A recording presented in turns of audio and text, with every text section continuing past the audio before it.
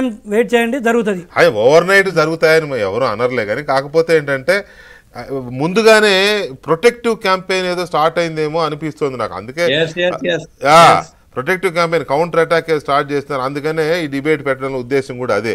Right, Ramakrishna గారు, ఫైనల్గా దీన్ని ఎలా తీసుకెళ్తే బాగుంటుంది? డెఫినెట్గా ఇది వాళ్ళు ముందుగానే ఒకటికి 10 సార్లు అమ్మ అమ్మ అమ్మ అంటే ఎందుకు వచ్చిందిలే అని వదిలేస్తారేమో అని దీంతో వాళ్ళు స్టార్ట్ చేసినట్టు అనిపిస్తుంది నాకు అదంతా చూస్తూ ఉంటే. సో మీరు ఇచ్చే అడ్వైజ్ అనండి, లేదా మీ ఒపీనియన్ అనండి, ఏంటి బ్రీఫ్గా ప్లీజ్. వెంకటకృష్ణ గారు, ఇప్పుడు వైసీపీ వాళ్ళు ఎంత అరిచినా ఎంత గీపెట్టినా కూడా మీరు అన్నట్లుగా ప్రొటెక్టివ్ క్యాంపెయినింగ్ మొదలు పెట్టారా అని అనుకోవచ్చునేమో, కానీ ఇక్కడ ఇందులో ఒక లీగల్ పాయింట్ కూడా ఉంటుందండి. ఏంటంటే ఏదైతే ఇప్పుడు లిమిటేషన్ గురించి మాట్లాడారు మన రెడ్డి గారు, ఇప్పుడు చెప్తున్నా, ఇక్కడ ఏదైతే ఫైన్ మాత్రమే విధించేటువంటి నేరాల్లో కేవలం 6 నెలల లోపల కంప్లైంట్ ఇచ్చుకోవాలి. అదే విధంగా 1 year నుంచి 3 years మధ్య కన్విక్షన్ అంటే 6 వేసేటువంటి నేరాల్లో ఒక సంవత్సరం లోపల కంప్లైంట్ ఇచ్చుకోవాలి.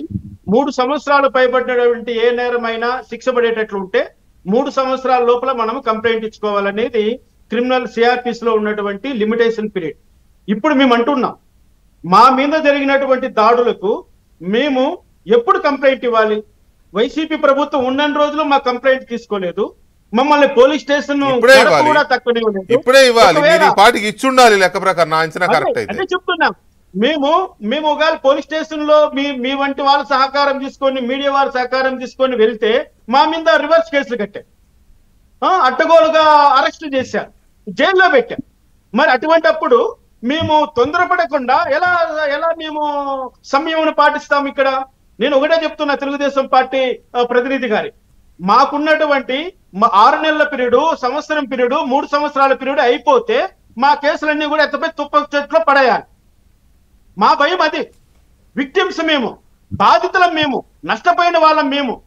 ఈ రోజు వైసీపీ వాళ్ళని ఏ విధంగా మీరు చట్ట ప్రకారం శిక్షించాలి, చట్ట ప్రకారం వెళ్ళాలి, ప్రతి ఒక్కటి సిస్టమేటిక్ గా జరిగిపోవాలి అని మీరు ఆలోచిస్తా కూర్చుంటే ఇక్కడ ఉన్న మీరు అనేది కాదు రామకృష్ణ గారు, మీరు అంటున్న దాని ప్రకారం నాకు అర్థమవుతున్నది ఏంటంటే, ఎవరెవరైతే గత ప్రభుత్వ హయాంలో బాధలు పడ్డారో, లేకపోతే దాడులకు గురయ్యారో, ఏ రకమైన దాడి కావచ్చు, భౌతిక దాడి కావచ్చు, మాటల పరమైన మానసికమైన దాడులు కావచ్చు, ఏదైనా దాడులకు గురైన వాళ్ళు వీలైనంత తొందరగా కంప్లైంట్లు ఇవ్వడం బెటర్ అంటారా, లేట్ చేయడం కంటే? అవును, నేను అంటున్నా, డే 1 నుంచి వర్క్ స్టార్ట్ చేయాలి.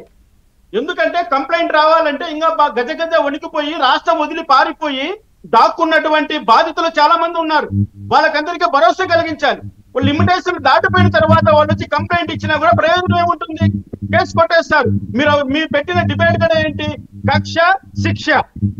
శిక్షలు ఎలా పడతాయి?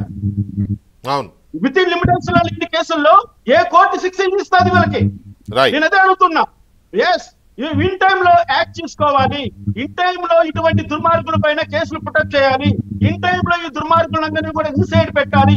ఇన్ టైమ్ లో ఈ దుర్మార్గుల ఆస్తులన్నింటినీ అటాచ్ చేయాలి. ఇన్ టైమ్ లో ఈ దుర్మార్గులకు ఫైనాన్స్ సోర్స్ లేకుండా చేయాలి. హైదరాబాద్ లో ఎలా తిరుగుతున్నారండి?